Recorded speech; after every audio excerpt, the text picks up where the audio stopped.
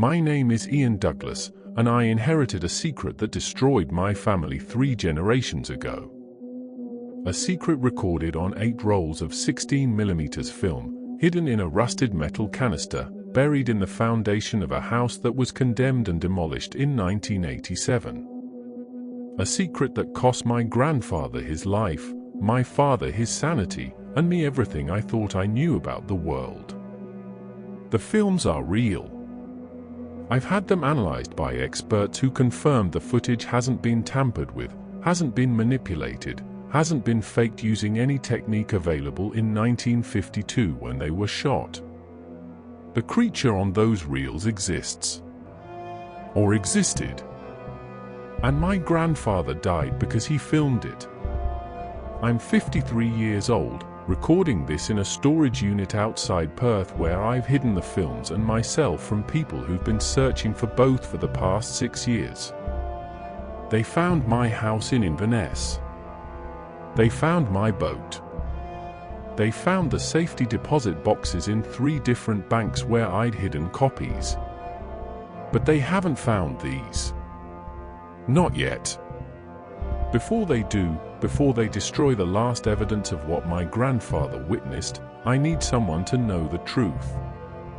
Not just about the creature, though that's part of it, but about what happens to families who see things they're not supposed to see, who document things that are meant to remain hidden, who inherit secrets that carry curses measured in generations. My grandfather was Hugh Douglas, a fisherman and amateur filmmaker who worked Loch Ness in the late 1940s and early 1950s. He was obsessed with the creature, not in the way tourists are, seeking entertainment or validation, but in the way scientists are obsessed with discovery. He believed the creature was real, believed it could be documented, believed that proof would change everything. He was right about all of it. Especially the part about changing everything. Hugh disappeared on August 14, 1952. Schools of fish appearing as clouds of dots. Underwater structures, rocks, fallen trees, old pilings from long-abandoned docks. Everything rendered in green and black, mapping the invisible world beneath my boat with precision I'd never imagined possible. Depth range goes down to 300 meters, the technician explained. More than enough for Loch Ness. You can adjust the sensitivity here, change the range here, mark waypoints here. It's all in the manual. I spent the first week learning the system, mapping my usual fishing spots, discovering new features of the loch bed I'd never known existed. My catches improved immediately. I could see where the fish congregated, could position my nets with accuracy impossible before. But I also started seeing other things. Things that didn't behave like fish. Things that were too large, too deep, too purposeful in their movements. If you're listening to this testimony, if you found this recording, you need to understand from the start, I'm not a superstitious man. I don't believe in legends or monsters or tourists' tales. I believe in what I can see and measure and verify. And what I saw on that radar screen was real. Documented. Recorded in electronic memory until I destroyed the system to protect my sanity. Subscribe to this channel if you want to hear what modern technology revealed about Loch Ness. Hit that like button if you believe some mysteries become more frightening when we can finally see them clearly. Share this with people who understand that proof is sometimes more terrifying than uncertainty. The first anomaly appeared on my 3rd day using the new system. I was working my usual spot near Urquhart Bay, nets deployed, waiting for fish to school. The radar was set to 100-meter range, showing the area around my boat in clear detail. And then something appeared at the edge of the screen. Large. Moving. Rising from depths beyond the radar's range, ascending toward my position. And on the morning of June 15, 1985, I finally got a clear image. At first, I thought it was a malfunction. A ghost echo, maybe, or interference from another boat's equipment. But the return was too solid, too consistent. The system was tracking something real. I watched as the object rose to within 50 meters of the surface, close enough that I should have been able to see it if I looked over the side. But when I ran out on deck, there was nothing. Just dark water and the faint ripples from my boat's movement. Back in the wheelhouse, the radar showed the object holding position beneath me. Not drifting with current or moving randomly like a fish. Just waiting. Then it descended. Smoothly, steadily, dropping back into the depths until it passed beyond the radar's range and disappeared. I checked the system settings. Everything was normal. I ran diagnostics. No errors. Whatever I just tracked had been real. Over the next 2 weeks, I saw the anomaly 17 more times. Always in deep water. Always rising from beyond the radar's range. Always holding position for a few minutes before descending again. I started keeping a log. Date, time, location, behavior. The pattern that emerged was disturbing in its consistency. The object appeared most frequently in the early morning, between 4 and 6 a.m., when the loch was empty of tourist boats. It preferred the deepest parts of the loch, the trench near Urquhart Bay, the deep water near Invermariston, the channel that ran down the center of the loch like a spine. And it was always alone. Never multiple returns. Never more than one object at a time. Just this single, massive presence moving through the deep water with what seemed like deliberate purpose. I started adjusting the radar settings, trying to get better definition of what I was tracking. Increased the sensitivity. Narrowed the beam angle. Switched to a higher frequency that gave better resolution at the cost of range. The object was approximately 8 meters long, cylindrical at one end, tapering at the other. It showed density patterns consistent with organic tissue rather than metal or rock. And it was moving with sinuous, undulating motions, not mechanical, not passive drifting, but active, controlled movement. I sat in my wheelhouse, staring at the screen, watching this thing circle my boat at a depth of 40 meters. Round and round, smooth and patient, like it was studying me just as I was studying it.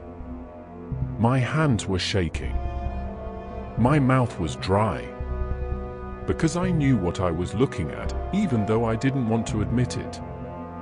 Even though admitting it meant accepting that the legends were real, that the tourists weren't all chasing fantasy, that something impossible lived in these waters.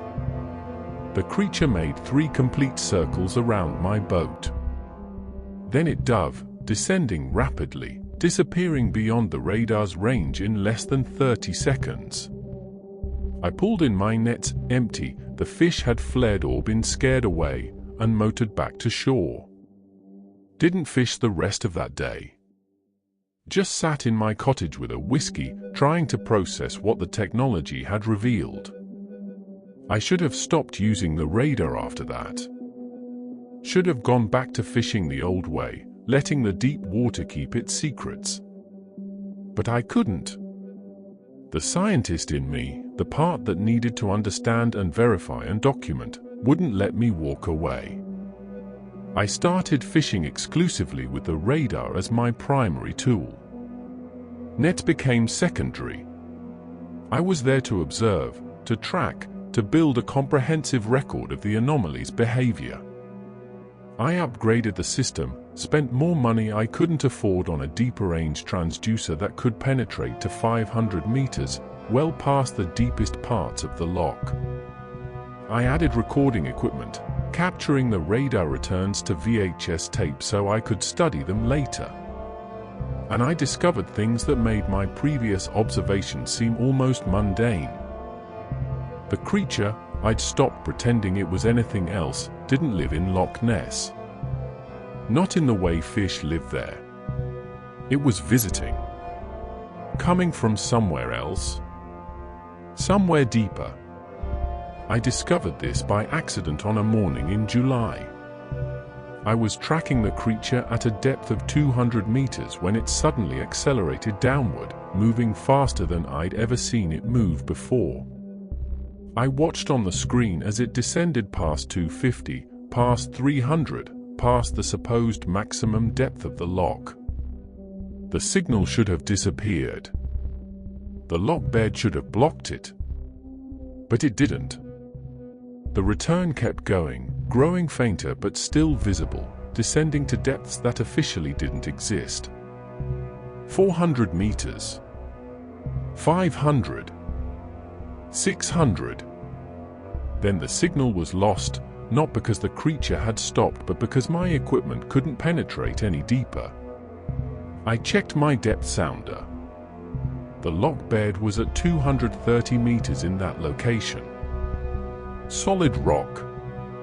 Impenetrable. So where had the creature gone? Stop here. Think about what I'm telling you.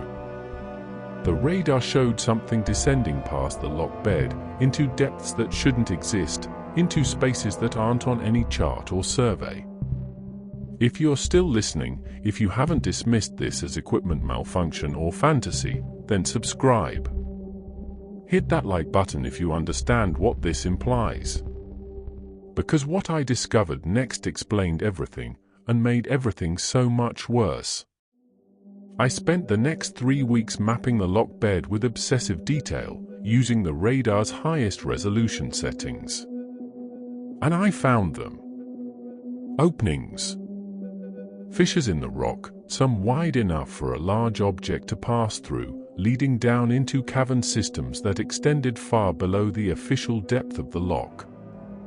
The geological surveys had missed them or ignored them. The tourist literature didn't mention them.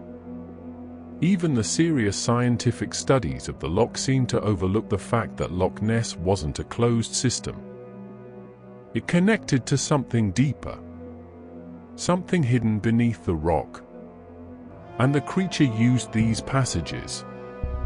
I tracked it on multiple occasions, watched it descend through specific fissures, disappear for hours or days, then return through the same openings. It was commuting. Living primarily in the deeper systems, coming up into the loch itself only occasionally. But why? What was it doing in the loch that it couldn't do in the deeper waters? The answer came on August 3rd, when I tracked not one but 2 returns. The second return was smaller.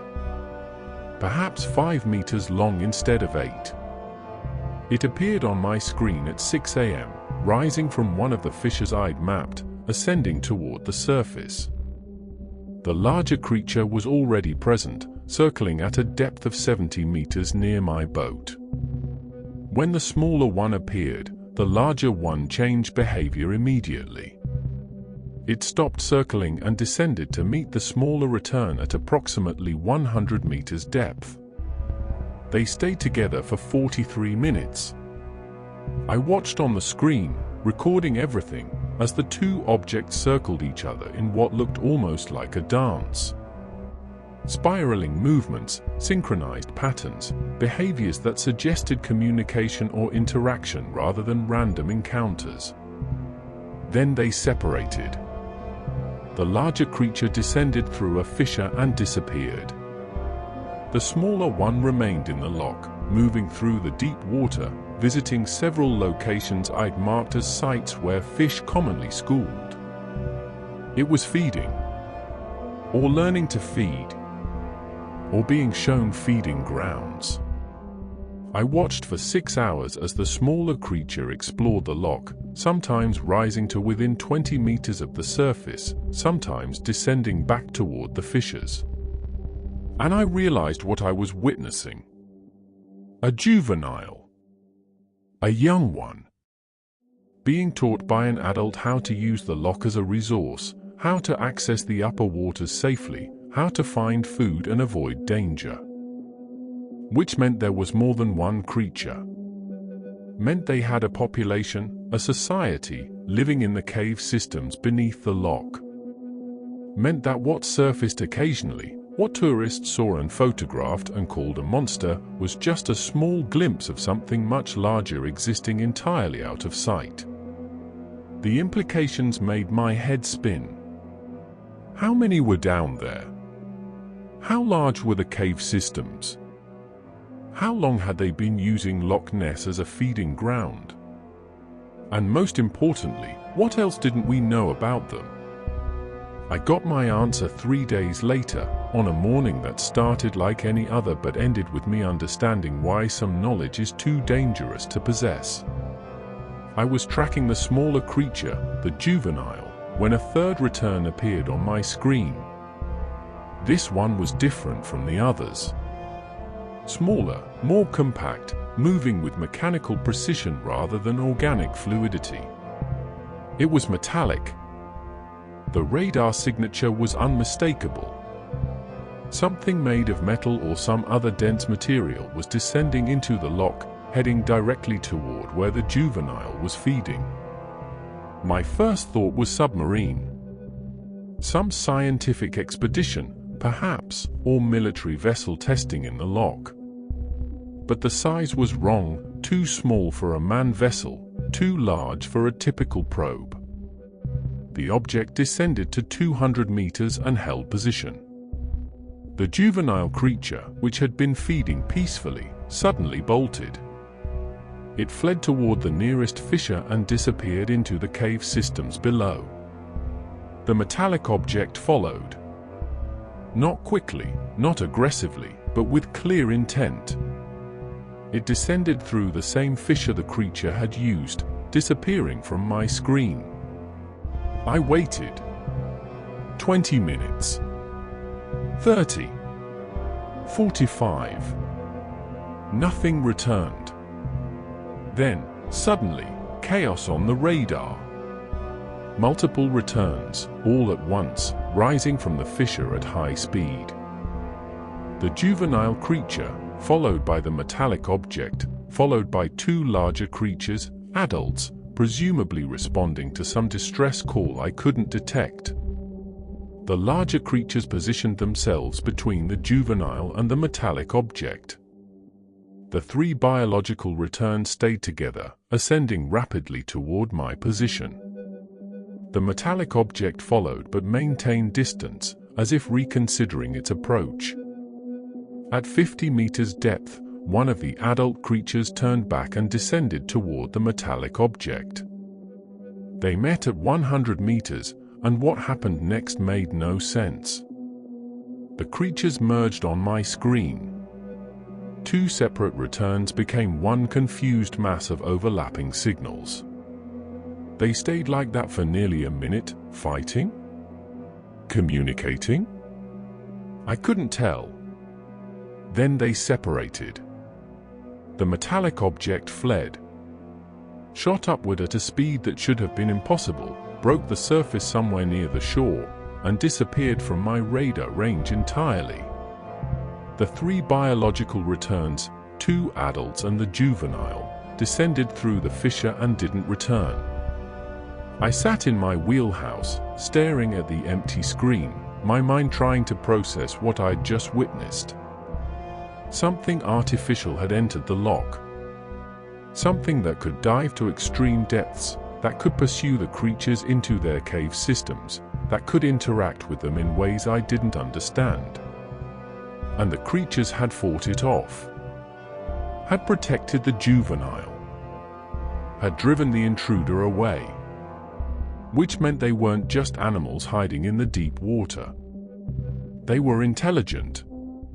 They had social structures. They defended their young.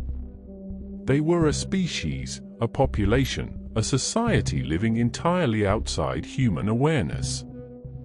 And something, or someone, else knew about them. Something with technology capable of tracking them into their hidden realm. That metallic object changed everything. It meant I wasn't the only one using technology to study the creatures. Someone else was out there, watching, tracking, possibly threatening them. And they had equipment far more sophisticated than my fishing boat radar. Part 2 will reveal what I discovered about who was really monitoring Loch Ness, and why they wanted me to stop looking. The visitors came 3 days after the incident with the metallic object.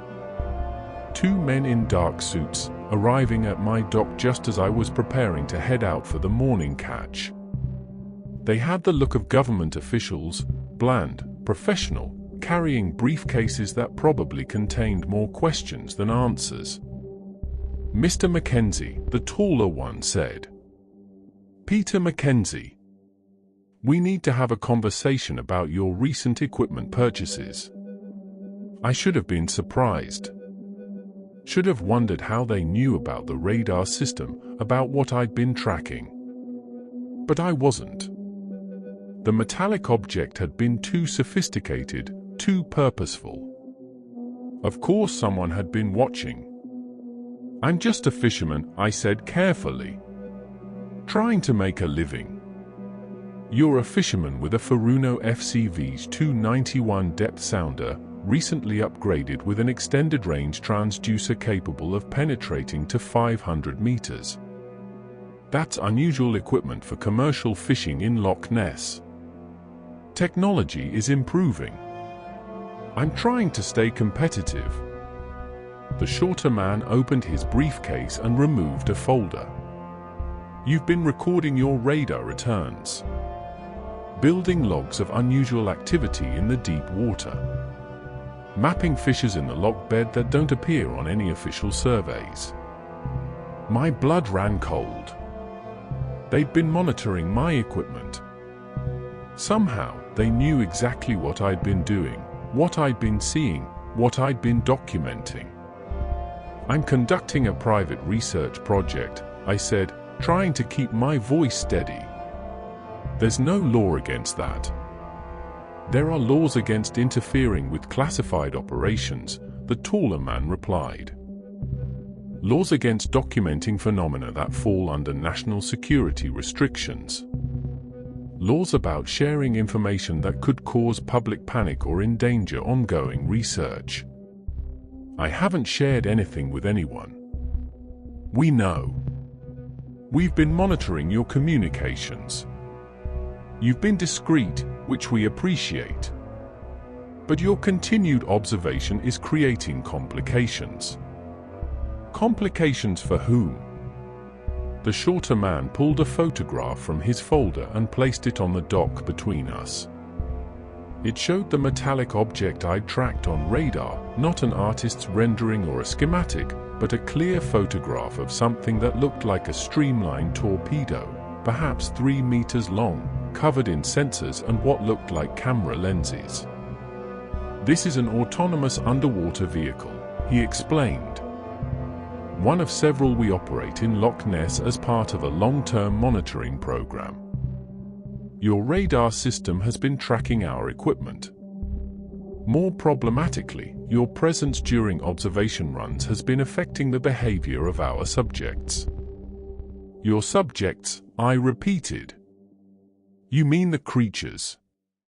"We mean the phenomena that live in the cave systems beneath Loch Ness." "Yes. We've been studying them for considerably longer than you've had your radar system, Mr. Mackenzie. And your amateur observations are creating interference we can't afford. Listen carefully to what I'm about to tell you. This wasn't just about protecting tourist revenue or preventing panic. There was a serious, well-funded operation studying the creatures. Equipment. Personnel. Resources. A program that had been running for years, possibly decades. Subscribe if you want to understand the scope of what's really being hidden at Loch Ness. Hit that like button if you believe government secrecy about cryptids is real. Because what they told me next explained why they'd kept this hidden for so long. The taller man sat down on a dock post, his posture suggesting this would be a longer conversation than I'd anticipated. "We're going to share some information with you, Mr. Mackenzie. Not because you've earned the right to know, but because we need you to understand the stakes. The creatures you've been tracking are not animals in the traditional sense. They're survivors of a species that should have gone extinct millions of years ago. They've adapted to live in extreme conditions, developed remarkable intelligence, and most importantly, they've remained hidden from human awareness for thousands of years. Until now. Until technology advanced enough to detect them properly. Which happened in the 1970s, when the first modern sonar systems were installed on research vessels. Since then, we've been studying them, carefully, quietly, without public awareness or acknowledgement. Why the secrecy? Because discovery would mean destruction, the shorter man said bluntly. The moment the world knows these creatures exist, Loch Ness becomes a target. Scientists wanting to capture specimens. Tourists wanting close encounters. Media wanting photographs. Governments wanting to claim them as resources. The creatures have survived this long by remaining hidden. We're ensuring they can continue to do so. By monitoring them with drones. By understanding their behavior, their habitat needs, their population dynamics. By ensuring that human activity on the loch doesn't inadvertently destroy the environment they need to survive. It's conservation, Mr. Mackenzie. Protection. I wanted to believe them. Wanted to think they were the good guys, protecting something rare and precious. But I'd seen how their drone had pursued the juvenile, how it had followed the creatures into their cave system despite their obvious distress. "What do you want from me?" I asked. "Stop using the radar for observation. Go back to fishing. Forget what you've seen. And most importantly, destroy any recordings you've made. All of them." They gave me 3 days to comply.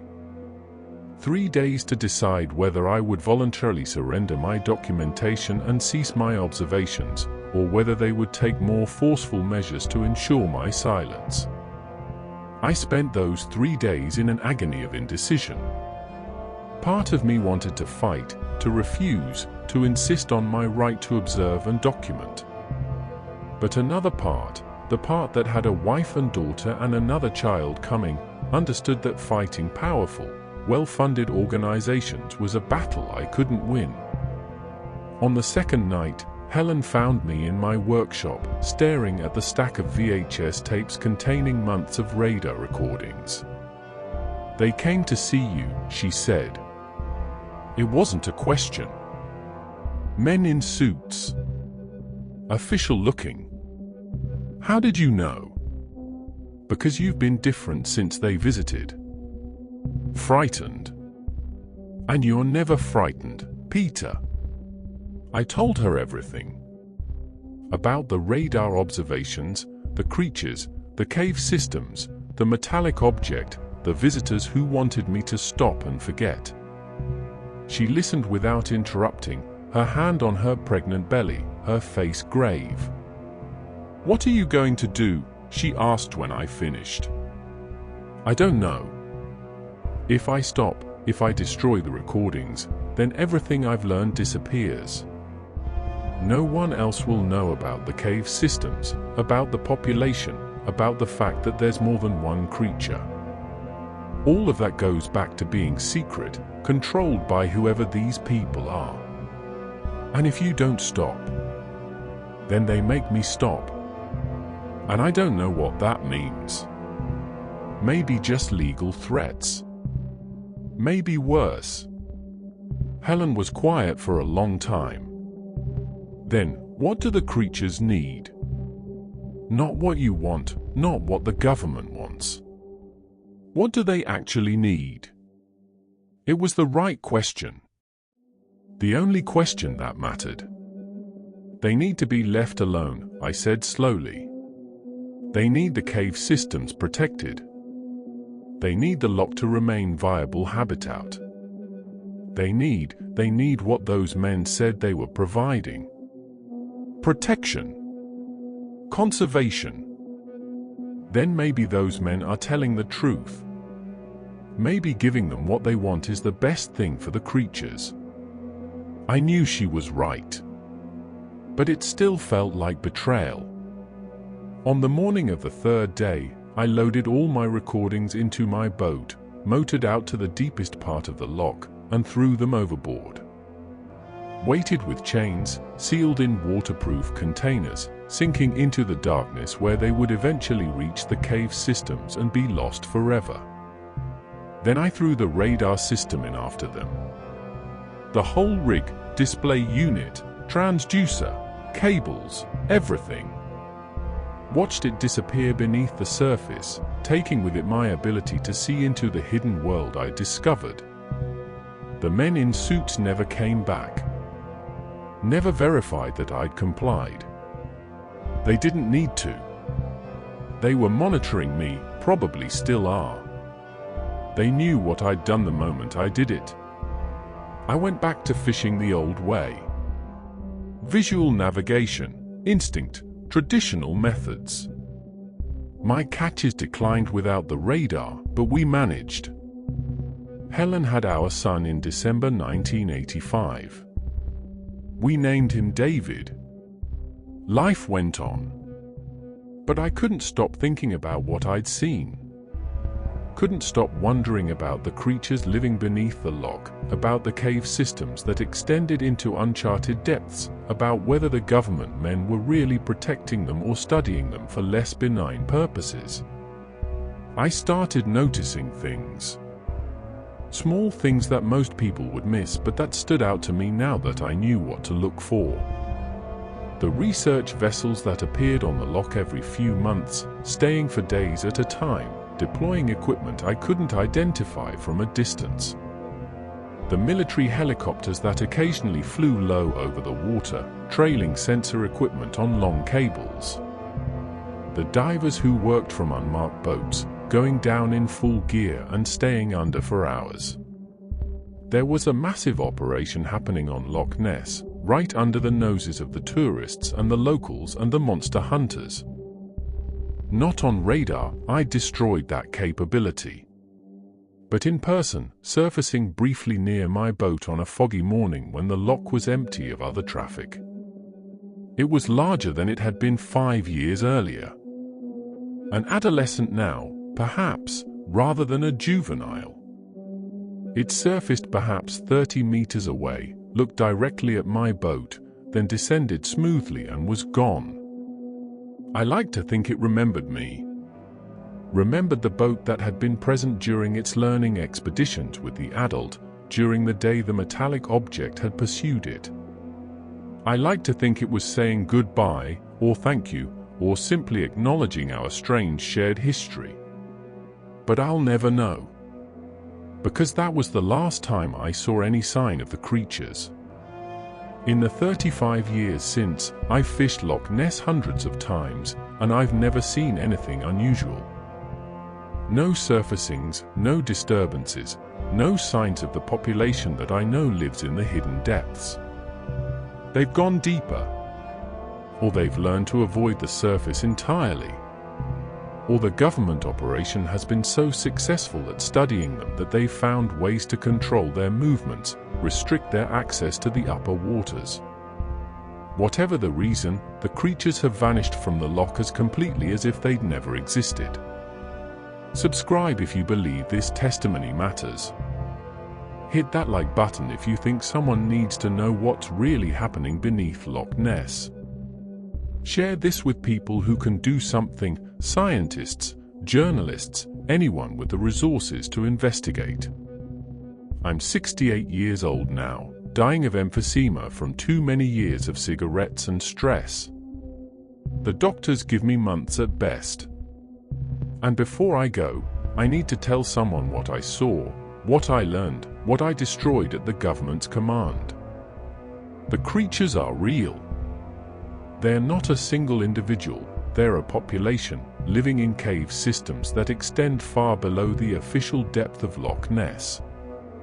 They have social structures. They teach their young. They're intelligent enough to respond to threats and defend their families.